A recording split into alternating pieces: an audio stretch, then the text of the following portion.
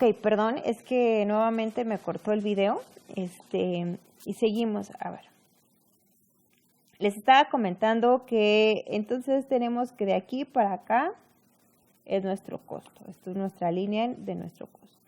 Y que lo que estoy haciendo con marcador es el costo de inversión que nosotros vamos a pagar por una estación de transferencia. De tal suerte que cuando nosotros lleguemos a un equilibrio, que es prácticamente lo mismo transportar lo que me costaría lo mismo, me está costando actualmente lo mismo, no sé, 150 ahorita me está costando transportar a su sitio de disposición final los residuos sólidos urbanos, y también 150 me cuesta, a final de cuentas, una estación de transferencia. En ese punto llego a un punto de equilibrio en donde puedo decir, como es el mismo costo, de aquí en adelante, pues puede ser muy prudente el poder hacer una estación de transferencia. Les comentaba pues que alrededor de que 30 minutos cuando tenemos unos tiempos de recolección, operación del vehículo, de tener al menos 30 minutos diarios hasta el tiempo de disposición final, empieza a ser muy costoso y empieza a ser una muy buena opción el pensar en una estación de transferencia. Y no me refiero que a 30 minutos el hecho de que vaya por una colonia y que se tarde 30 minutos, no, que se tarde 30 minutos del sitio donde vamos a hacer, trasladar hasta la zona. Y más aún, pues es una zona pues muy lejana. Ok, entonces existen 3 tipos diferentes de estaciones de transferencia. Por ejemplo, tenemos una estación de transferencia que puede ser de descarga directa, que son aquellas que se caracterizan, como su nombre lo indica, de hacer una descarga directa. ¿En qué consiste? En este caso, en estas estaciones de transferencia no se almacena temporalmente los residuos sólidos urbanos. Tú llegas con el camión de basura y simplemente lo arrojas al vehículo de transporte final, a un tráiler mucho más grande, por decirlo así, de manera coloquial. Entonces solamente llegas, lo viertes y lo transportas. Es lo único que tienes que hacer. ¿Sale? Es una de descarga directa, es una estación de ese tipo. Existen aquellas en las cuales se almacena un poco más de tiempo los residuos sólidos. ¿Por qué? Porque estas estaciones de descarga directa tienen unas ventajas y ciertas desventajas. Si bien son más económicas porque el área que necesitan es un poco menor. ¿Por qué? Porque no tienes un espacio para almacenar. Aquí podrías tener diferentes desventajas, como el hecho de que en horas pico tú puedes querer estar transportando aquí o que se junten muchos camiones y solamente hasta que acabe el primer camión, pues le toca el segundo. Y si tienes una fila de 5 camiones a la espera y tardas aproximadamente media hora en estar descargando cada uno de estos camiones, entonces sí te va a tocar esperarte vas a tener que esperar 2 horas y media. Entonces es mucho tiempo que podrías estar invirtiendo en mayores recolecciones o separación de estos elementos y demás. Entonces esas serían, digamos, su desventaja. Su ventaja es que son más económicas. Por eso es que existen estaciones de descarga indirecta, en las cuales la descarga no se hace puntualmente al camión donde vamos a tener un traslado final, sino que se hace a una fosa de descarga en donde podemos tener muchos procesos. En esta fosa de descarga se puede ir compactando el material, se puede ir separando, se puede ir reciclando diversos tipos de materiales que vengan en los residuos sólidos. Y están algunas estaciones que son combinadas, algunas que tienen espacios para una descarga indirecta y algunas otras que tienen espacio para descarga indirecta. Entonces, la combinación de las dos, pues es una estación combinada. Ahora bien, existen estaciones de transferencia en donde se avanza el proceso de una disposición final adecuada. ¿Cómo que se avanza? Pues lo que se hace en un relleno sanitario, cuando los veamos vamos a ver que se compacta todos los residuos, se van compactando para que se hagan más pequeños y no tengan tanto volumen los residuos. Entonces, algunas estaciones de transferencia tienden a compactarse desde ese momento, es decir, se empieza a avanzar la disposición final, y en algunas otras estaciones de transferencia no se compacta nada. ¿Cuáles son los beneficios y cuáles son las desventajas? Entonces, las ventajas y las desventajas son que en una estación de transferencia en la cual tú llegues a compactar el material, obviamente vas a ocupar o vas a reducir el volumen específico del residuo. Entonces, de tener 3 metros cúbicos, puedes disminuirlo, es un ejemplo, a, no sé, 1 metro cúbico. Entonces, de 3 a 1, pues disminuyes un gran volumen y por lo tanto cuando se almacene en el camión o cuando se transporte ya en el camión va a tener mayor capacidad o le va a, vulgarmente hablando, le va a caber más al camión, pues. Entonces, como le va a caber más al camión, entonces va a tener que hacer menos recorridos y porque va a hacer menos recorridos va a gastar menos combustible. Cuando tenemos espacios o estaciones sin compactación, nos referimos nosotros a que podemos tener, si bien vamos a tener menos capacidad de transporte, cuando estamos hablando de trailers, menos capacidad instalada, pero nosotros nos vamos a ahorrar maquinaria que probablemente esté repetida en un sitio de disposición final. ¿Cómo? Pues si se va a hacer en el relleno sanitario, entonces en el relleno sanitario habría que tener maquinaria para compactar, es decir, compactadoras. Entonces, en una estación de transferencia yo me puedo ahorrar la inversión de poder comprar maquinaria que llegue a compactar. Entonces, como me voy a ahorrar en esa maquinaria que me permite compactar, porque en el relleno sanitario se va a generar, entonces yo puedo economizar esa parte, a diferencia de esta. Entonces es como un pro y contra. Entonces lo mejor sería obviamente que tuviera compactación, pero puede trabajar fácilmente y cómodamente una estación de transferencia sin compactación. ¿Por qué? Porque aquí tenemos inversión en maquinaria para compactar. Aquí no tenemos esta, pero tenemos un poquito más de gasto en transporte. Tampoco es vamos a tener un poquito más de gastos de gasolina, de transportes y vamos a necesitar un poquito más a lo mejor de viajes y demás. Entonces, estos son los beneficios y los perjuicios. Generalmente, las estaciones con compactación son aquellas que tienen una descarga indirecta, en aquellas donde nosotros primero descargamos una fosa, tenemos maquinaria que está maniobrando y ahí es cuando tenemos entonces generalmente este tipo de elementos de compactación. O puede ser una estación de transferencia donde tenga un sitio de almacenamiento. O sea, tenemos que tener aparte un sitio. Hay que tener en consideración que si vamos a empaquetar o que vamos a compactar, entonces necesitamos un sitio de almacenamiento. Puede ser en la misma fosa o puede ser en suelo o puede ser en una bodega. ¿Sale? Tenemos en aquellas que son sin compactación, generalmente son de carga directa y son directa a una tolva o con almacenamiento a una tolva ampliada. ¿Cuáles son las tolvas ampliadas? Este tipo de tolvas son grandes tolvas y que se descargan directamente a camiones, pero que son tan grandes estas tolvas que puede haber una especie de almacenamiento. Ok, hay que considerar mucho o hay que tener bien claro la ubicación en donde se va a realizar una estación de transferencia. Antes que todo esto, es importante considerar muchas condiciones, por ejemplo, la precipitación media anual de la zona, hay que considerar las temperaturas. Generalmente en temperaturas muy altas es mucho más fácil que se empiece a descomponer los residuos sólidos orgánicos. Entonces, a elevadas temperaturas, mayor descomposición de la materia orgánica. A menores temperaturas, tarda un poco más el tiempo de descomposición. ¿A qué es a lo que voy? Que si tenemos zonas muy elevadas, yo no puedo almacenar mucho tiempo en mi fosa o en la fosa donde se va a descargar a los camiones de transporte. Yo no puedo almacenar mucho tiempo los residuos orgánicos. Entonces, tengo que intentar descargar lo más rápido posible y esta sería una muy buena opción, por ejemplo, para aquellas estaciones de transferencia que son de cargas directas. Por ejemplo, En lugares donde tenemos temperaturas elevadas, una buena opción podría ser entonces la de descarga directa, para que no demos tiempo a la descomposición y por lo tanto la generación de lixiviados y demás, y por lo tanto malos olores, generación de vectores y demás.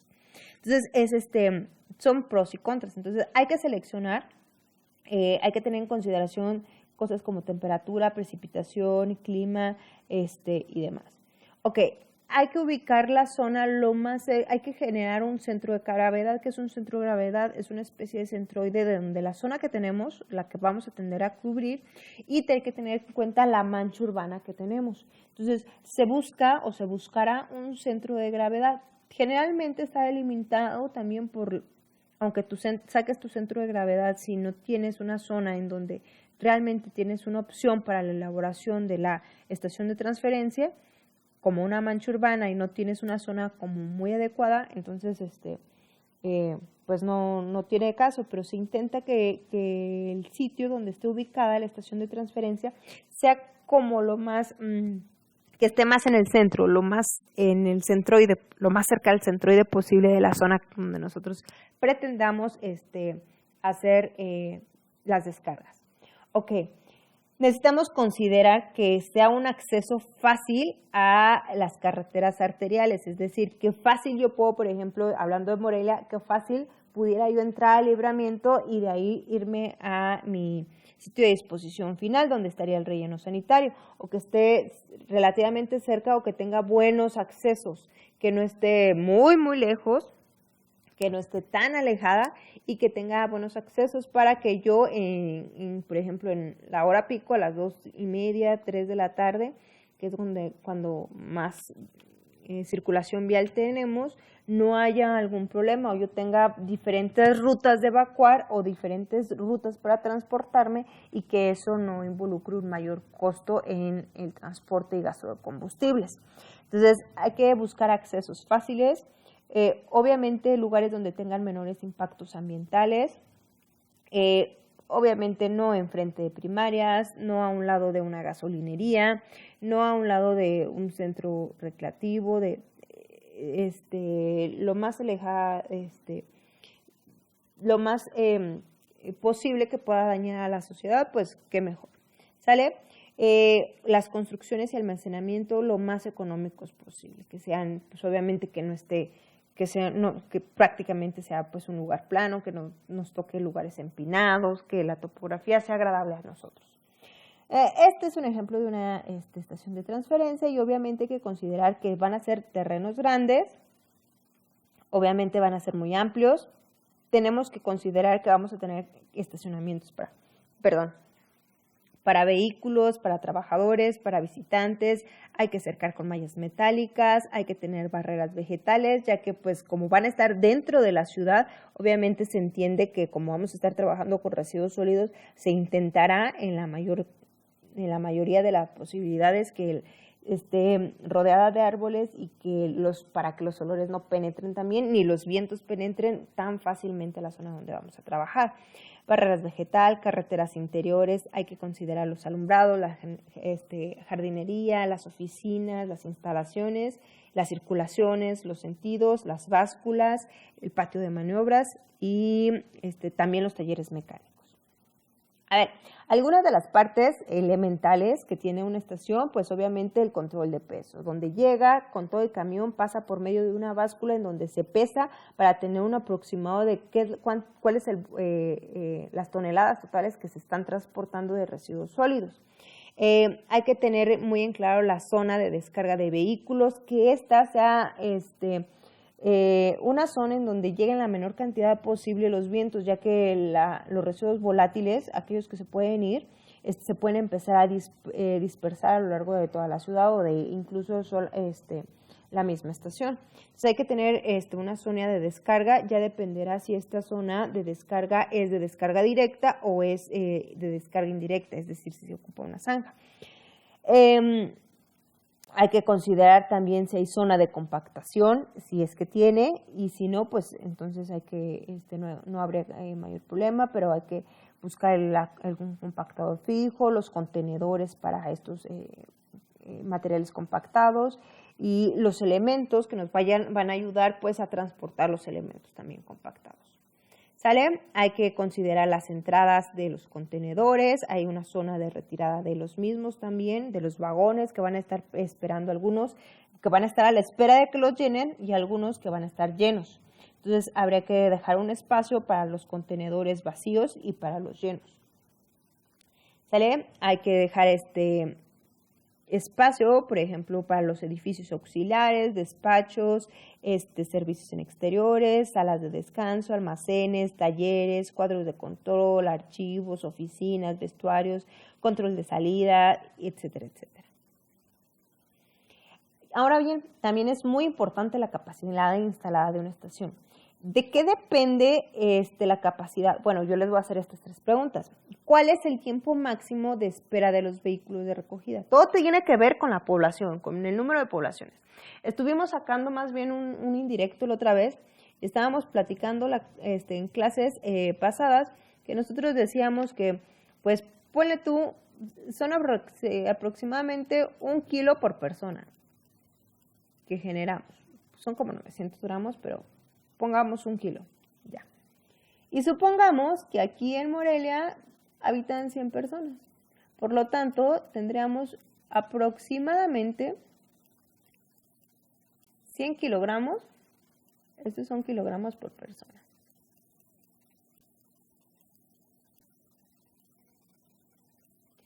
¿Sale? Entonces, 100 habitantes, 100 kilogramos por habitantes. Habitantes y habitantes se eliminan, por lo tanto nos quedan, hoy nada más yo puse 1000, 100 kilogramos, ahí está, 100 kilogramos tenemos.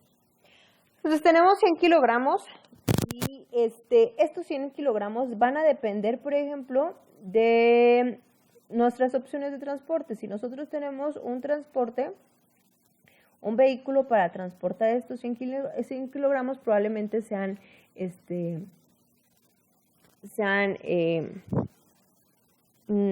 suficientes, un camión para transportar estos 100. Sin embargo, hay que considerar que esta basura no está compactada. Entonces, que este residuo a lo mejor no está muy bien compactado y probablemente a lo mejor yo diría, pues entonces son a lo mejor, no sé, por cada metro cúbico aproximadamente son como 200 kilogramos ya en situ. Entonces, es una prox. Entonces, si yo tengo que por 200 kilogramos en situ,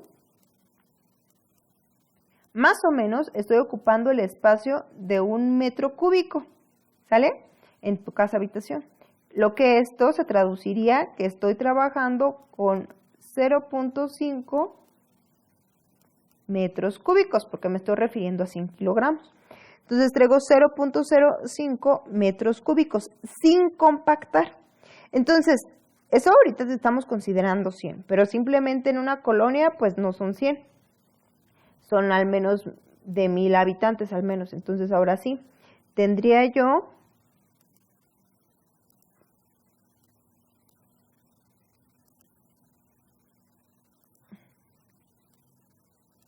$1000.